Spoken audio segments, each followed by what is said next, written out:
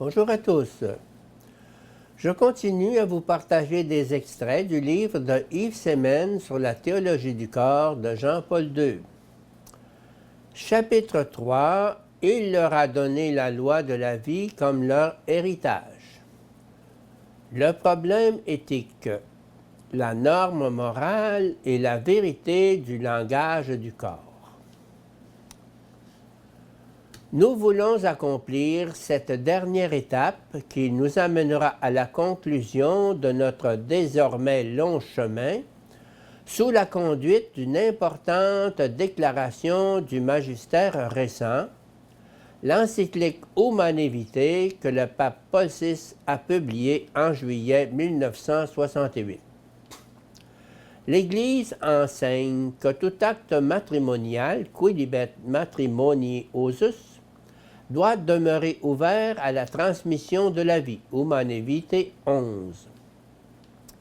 Cette doctrine, plusieurs fois exposée par le magistère, est fondée sur le lien inséparable que Dieu a voulu et que l'homme ne peut rompre de sa propre initiative entre les deux significations de l'acte conjugal, la signification unicive et la signification procréatrice, Humanae Vitae 12.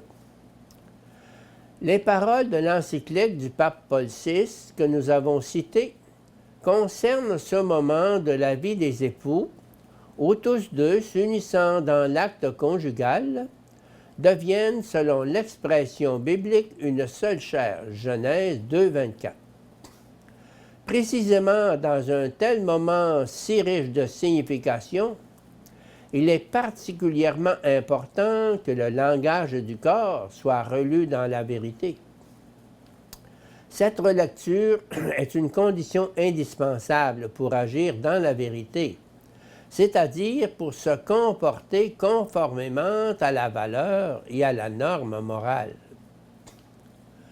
Pour éclairer plus profondément ce lien inséparable que Dieu a voulu entre les deux significations de l'acte conjugal, Paul VI a écrit la phrase suivante.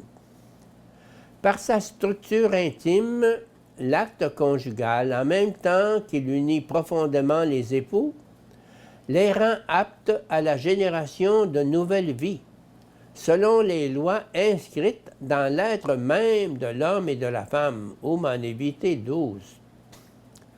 Le texte se réfère aux lois inscrites dans l'être même de l'homme et de la femme. Le passage de la phrase qui exprime la norme morale à la phrase qui l'explique et la motive est particulièrement significatif. L'encyclique conduit à chercher le fondement de la norme qui détermine la moralité des actes de l'homme et de la femme dans l'acte conjugal, dans la nature de cet acte lui-même et encore plus profondément, dans la nature des sujets eux-mêmes qui agissent. Le texte de l'encyclique souligne que, dans le cas en question, il s'agit d'une norme de la loi naturelle.